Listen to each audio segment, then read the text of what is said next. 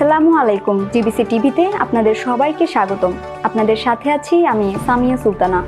শুরুতেই জানিয়ে দিচ্ছি সংবাদ শিরোনাম। মধ্যরাতে নারী ফুটবলারদের সংবর্ধনা দিল বাফুফে। বাগেরহাটের শরণখোলায় বিএনপির কাউন্সিলকে কেন্দ্র করে অপপ্রচারের বিরুদ্ধে বিক্ষোভ মিছিল। ঐশ্বরিয়াকে রাগাতে ভয়ঙ্কর কিছু করতে হবে বলেছেন অভিষেক। এতক্ষণ শুনছিলেন সংবাদ শিরোনাম, এবারে বিস্তারিত। এএফসি এশিয়ান কাপে প্রথমবারের মতো খেলার যোগ্যতা অর্জন করা বাংলাদেশ নারী ফুটবল দলকে সংবর্ধনা দিয়েছে বাংলাদেশ ফুটবল ফেডারেশন। রবিবার দিবাগত রাত ৩টার পর হাতিরঝিলের এমফি থিয়েটারে তাদের এই সংবর্ধনা দেয়া হয়। এর আগে রবিবার দিবাগত রাত ২টার দিকে দেশে ফেরেন আফিদা ঋতুপর্ণারা। রাতে হযরত শাহজালাল আন্তর্জাতিক বিমানবন্দরে পৌঁছার পর সেখান থেকে নারী ফুটবল দলকে সরাসরি হাতিরঝিলে নিয়ে যাওয়া হয়। রাত ৩টা ১৫ তারা অনুষ্ঠানের স্থলে পৌঁছালে তাদের ফুলের তোড়া দিয়ে অভ্যর্থনা জানান বাফুফের নির্বাহী কমিটির সদস্যরা। সংবর্ধনা অনুষ্ঠানে বক্তব্য দেন সাংস্কৃতিক বিষয়ক উপদেষ্টা মোস্তফা সারোয়ার ফারুকী, জাতীয় ফুটবল দলের সাবেক অধিনায়ক আমিনুল হক, উত্তর সিটি কর্পোরেশনের প্রশাসক মোহাম্মদ এজাজ, বাফুফের সভাপতি তাবিথ আওয়াল, দলের অধিনায়ক আফিদা খন্দকার প্রান্তি, ফরোয়ার্ড ঋতুপর্ণা চাকমা ও কোচ পিটার বাটলার। রবিবার সন্ধ্যায় মায়ানমার থেকে রওনা দিয়ে থাইল্যান্ড হয়ে রাতে ঢাকায় পৌঁছান নারী ফুটবলাররা। মধ্যরাতে এমন আয়োজনের পেছনে রয়েছে সময়ের সীমাবদ্ধতা।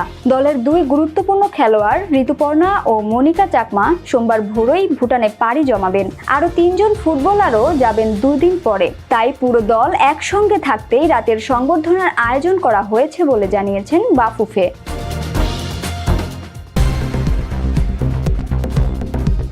এএইচ নান্টুর রিপোর্টে বিস্তারিত।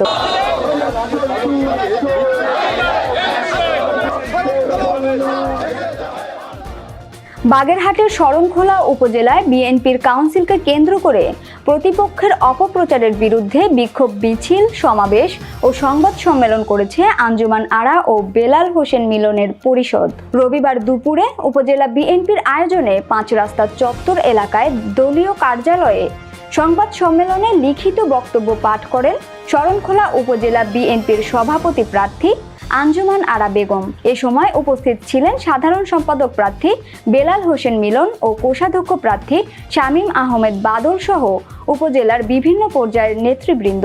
সংবাদ সম্মেলনে জানান, প্রতিপক্ষ প্রার্থী আনোয়ার হোসেন পঞ্চায়েত নির্বাচনে হেরে যাওয়ার আশঙ্কায় বিভিন্নভাবে গঠনতান্ত্রিক বিরোধী ও বিভ্রান্তিমূলক তথ্য উপস্থাপন করে দলীয় নেতাকর্মীদের হেয় প্রতিপন্ন করছে।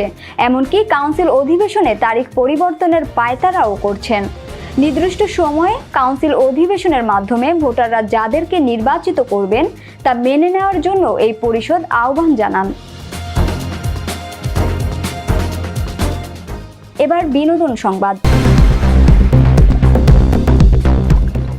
বিচ্ছেদ হচ্ছে কি হচ্ছে না সে নিয়ে জল্পনা যেন কিছুতেই পিছু ছাড়ছে না বলিউড তারকা দম্পতি অভিষেক বচ্চন ও ঐশ্বরিয়া রায় বচ্চনকে ঘিরে। যদিও অভিষেক স্পষ্ট জানিয়েছিলেন এসব গুজবের কোনো ভিত্তি নেই, তবু তাদের সম্পর্ক নিয়ে কৌতূহল পিছু ছাড়েনি।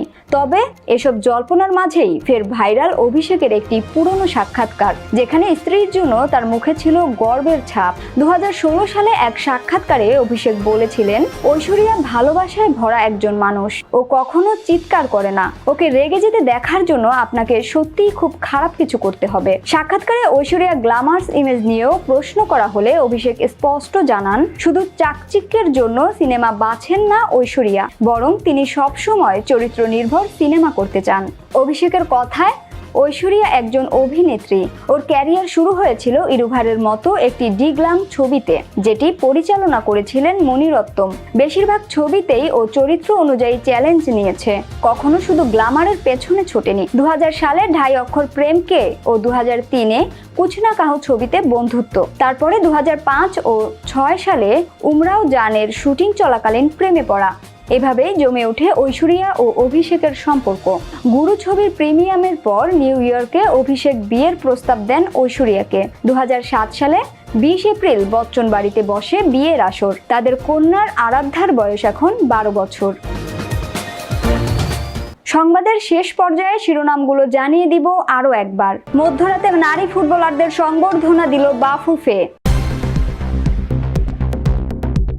বাগেরহাটের শরণখোলায় বিএনপির কাউন্সিলকে কেন্দ্র করে অপপ্রচারের বিরুদ্ধে বিক্ষোভ মিছিল।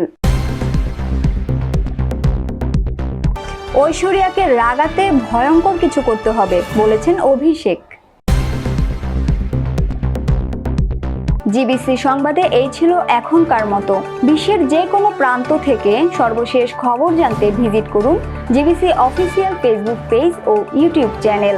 এতক্ষণ সাথে থাকার জন্য ধন্যবাদ সবাইকে। পরবর্তী সংবাদ দেখার আমন্ত্রণ রইল।